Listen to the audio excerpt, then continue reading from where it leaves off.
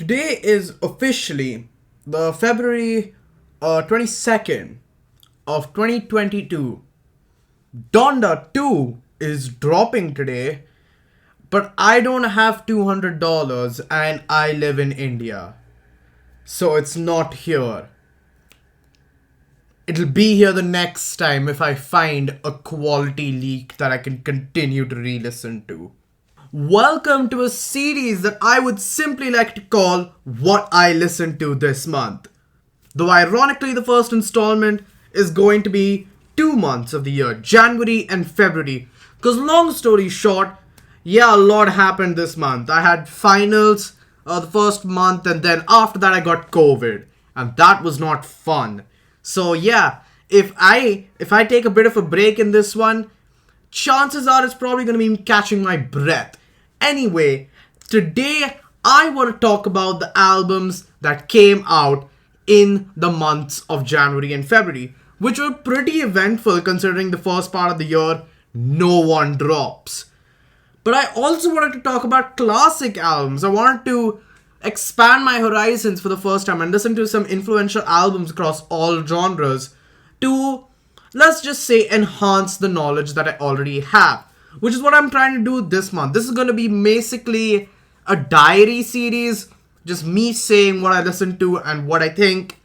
And this was one of the best months of music I've had in terms of listening.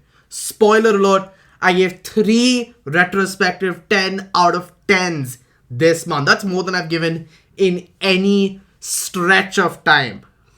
And I'm so excited for this series. So let's get into it. Thank you for watching. So what album do I use to kick off the releases section for my first ever installment in this diary series? You guys ever turn on the radio? It's 5 a.m. my time again. I've soaken up the moon, can't see. So the year started off with this. And it was very good. The Weeknd's one of my favorite artists of all time. Of course I like this to some extent. It was really good. Really love the concept. Jim Carrey does amazing work. The rest of the guests don't. It's one of those albums where I prefer Abel way more than I prefer anything else. And I don't think it's a correct argument to say, oh, this is just After Hours again. Because in many respects, it does what After Hours does even more. It's trying to be retro and it's unabashed about it. And I really like the feel it was going with this. After that, YBN Cordae, with, again, just the YBN dropped his album. And I'm so close. He's right there. He just sounds too much like J. Cole. But I feel like with a few more releases, he'll find his sound. And honestly, I'm waiting for the day that he does. Because the moment he does, the music industry just ain't ready. And then came Earl. Wow. This was great. I really like this. Consistent, just great lo-fi rap. What do you expect from Earl Sweatshirt these days, man? It's not some rap songs, but I don't think he's trying to make another one of those. And it shows. It's a really good, really mature album about Earl just talking about how he feels. And then after that, Twigs came back. This was a really eventful month. Capri Songs, EP, mixtape, whatever you want to call it. I think I need a few more listens of this before I have an opinion on this. Because honestly, my first listen, I didn't get a lot. Second, I got some more. But I didn't really... I guess click is not the right word. Because I like this. I think I just need some more listens to truly embrace the new vision that Twigs is going with for this mixtape. And I guess moving forward. Some quicker releases now. Fawn by Foxtails. This was really good. Midwest Screamo is a thing now. And I love it. It sounds really good. Really consistent album this. After that we have Amber Mark. She released a full-length project. It's exactly as good as I thought it'd be. It's so exquisite. It's so rich. It's so full. It just proves, man. She's just really good at making this style. And I'm pretty sure her next album has like album of the year potential. This was already an early runner for the album of the year this year. After that, we have Marchita by Silvana Estrada. It's that kind of folk music that you can just turn your mind off to and you just marvel at because it's just so beautiful, so well executed. Great work on this. After that, we have Few Good Things by Saba. It's okay. It's okay. It's just that, like, Care For Me, it's exactly the same as Care For Me, but there's no prom king, so I can't really marvel at it. After that, we had Mitski with Laurel. Hell, good release. All I'm gonna say, I don't really have much to say other than that. I didn't really feel much. I just said, yeah, good release. The music sounded good.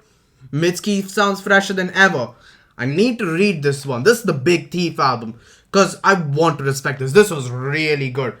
Dragon War Mountain, I Believe in You. That's it. That's it. That was really good.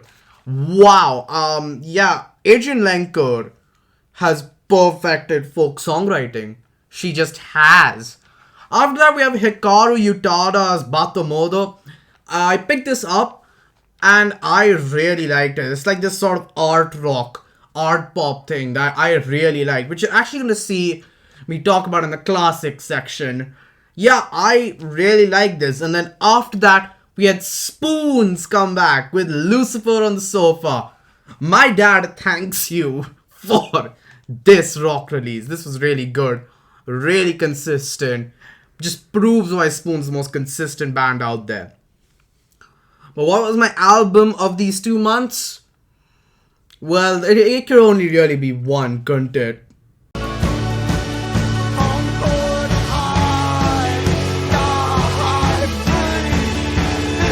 Yeah, this was genuinely the closest I'd come to giving an immediate 10. I don't think it's a 10, I think there are its problems, but my god, if this is how Isaac goes out, my man went out in a flame that is so bright. I love it. Just some of the best music I've heard. Like any genre. Post-rock is... It's just... This proves why post-rock is loved so much. Because it's just so progressive. It's just so linear. It goes to its points. It hits them so well. Isaac is an insane singer. I really hope whatever he does next is... I want to listen to it because my god, this was a perfect end to what I'd consider and what most people would consider the first chapter of Black Country New Road. And now it's time to move on to the underrated releases this month. Yes, this is another thing I want to do. I want to highlight even more underrated albums from the months I listen to music and each year. So I'll start with the first album I listened to this year, which was Man Beast Hund by OG Chemo. First thing, shout out to Diplodocus24 on Rachel Music. He gave an entire English translation because this is in German. And honestly, if you're a hip-hop head, seek this out. This is really good. After that, we have Extreme by Molly Nilsson. It's this really cool little synth pop project. It's a bit repetitive and samey at points, but when it nails it, it's beautiful. I really love some of the things. Then we have this 40-watt sun project, Perfect Light. It's really calming. I will honestly save this for the next rainy day because there are quite a lot in my city. And yeah, this is going to be really good for me to just knock on and sleep for a bit. It's kind of backgroundy at times, but honestly, that's kind of why I like it. It's kind of in the background. It's kind of there. Hex by Tundra is next, which is not. It's a great post-rock and metal project. I would recommend the entire El Odio. It's a 3-part thing that starts the album. Really good piece. And after that, we have Reverence by Dat Eviga Leendit. So I learned that the lead singer was the lead singer who was basically Mere Cognition, who released Solo Paroxysm last year. It's a project that I was very close to putting on my underrated albums list in 2021, but ultimately it missed out to some other great metal projects. But yeah, this is great. Some of the metal riffs in this are insane. They're fiery. They're really good. I really love this. After that, we have Return by Deathcore, another really good slowcore project. I'm gonna save this for that same rainy day. Though I may actually put this one on first. I thought this was a little better. And after that, to end the year, Sonos Tamam Konta is back. They are great at making this sort of music. This is their best work. I'm honestly looking forward to an entire shoegaze project with them and Paranul and Asian Glow. Bring back Asian Glow. Just constantly, just put everyone in. Because they make great music when they work together. And finally, let's talk about my classic albums. The albums that I decided to retrospect on. And if you're wondering how I picked these out, it's just how I felt during the month. And the two things I felt during this month are, man, I really want to get into Elliott Smith a lot more. And also, man, I really need to get into ambient music more. So that affects some of the things that are on this. And my god, there was some really good albums in this. So yeah, throw out everything I said in that intro for this classics thing, because I started this entire month and this entire year's classic section with Unsilent Death by Nails, which is one of the most brutal things I've ever heard. This is a very abrasive project. Really don't seek it out if you're not willing to listen to such abrasive things. I've listened to my fair share of abrasive things. Behemoth was one of the first metal bands I discovered, and they're literally the godfathers of black metal, right? They're one of the first bands I seeked out, and this was a bit too much to me. But my god, it's one of the best grindcore projects I've heard. This is violent, in your face. I love it so much. So much so that I decided, you know what, I'm gonna listen to the Dead Kennedys as well. Yeah, really good. I listened to Plastic Surgery Disasters for the first time this month. And it was really good. I loved how aggressive it is. At points, I was surprised how loud the mix could get. And I guess you can throw in God We Trust, because the version of Spotify that's there in India has Plastic Surgery and In God We Trust in a same album. Both were really good. I really loved the political commentary in this, but honestly, I just love how loud it is, and I love how aggressive it is in so many ways. So now let's actually get to the calmer parts of the month, and let me get to the actual parts I was trying to get to in that intro. So I listened to the first two Elliott Smith albums this month for the very first time. I'll start with Roman Candle, as it's great, but honestly this felt more like a warm-up. It felt more like him trying to get his bearings together, because obviously it's his first project, and I get that. But really, it's what warmed me up for his self-titled to really blow me away, because that's really what I got Elliott Smith. I really got how much Sufjan Stevens you could hear in his voice. Sufjan being one of my favorites, and I can definitely see the influence this guy has. Because, yeah, this is really good, really lo-fi music. Really lo-fi singer-songwriter music as well. Almost indie folk at its points. And I really loved the mix of both of these. I'm excited to listen to Either Or and EXO, because they're literally the two ones that people talk about. And yeah, I'm excited. Plus, Needle in the Hay. Great song. Really love it. I listened to it quite a bit, which, when you think about it, it's kind of concerning. But honestly, I'm gonna let it be for now. I just had COVID. Let's be honest, I'm not in the best of moods. I'm gonna save my 10s for a final section. But let me talk about the other albums that I listened to. Because believe it or not, I actually listened to way more classic albums than I thought I would. I'll start with me re-listening to Rust in Peace by Megadeth. This was mainly because I saw how high things like Holy Wars were on the rated music charts, and I was like, I'm not listening to Megadeth in a while, let's go ahead. I love this even more. I think it's because I'm such a Metallica fan that Megadeth never really clicked with me when I was getting into metal. Now it is. Yes, it is really good. Tornado of Souls is one of the best solos ever written. Honestly, that descending lick and then the insane stretch Marty Friedman has on his solos is insane. Now I'll talk more about this Japanese project that I listened to, Kalk Samen Kurino Hana by Shina Ringo. This is one very classic art pop project from Japan. A friend of mine recommended this to me, and yeah, really good. It has this sort of Bjork feel to it, but it can get abrasive in points, and I really love those points where it just rises in your face and just takes over you. It's really cool. And then after that, I listened to Unknown Pleasures by Joy Division. Now you'll understand why I was so angry at Into Zone in the last video. Because I just listened to Unknown Pleasures, and Into Zone was one of my favorite songs in the entire project. Yeah, I get it now.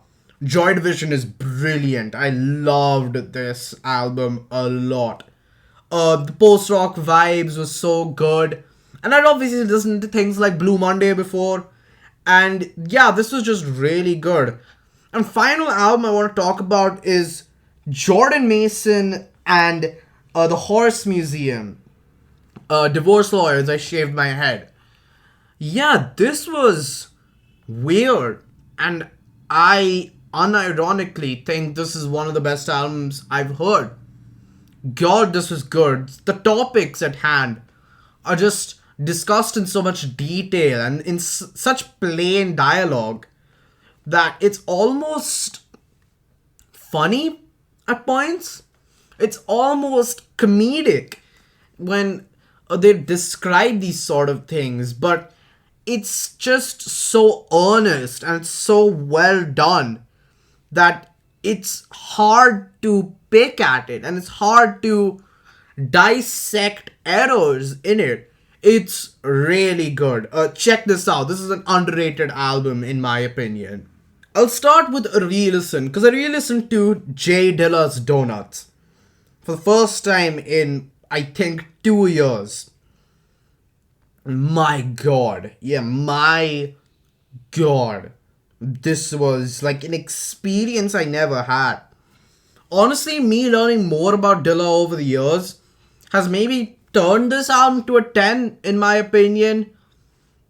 But it's just so impressive that he was able to create this on his deathbed. And it's insane. Insane that this was released 3 days before his death.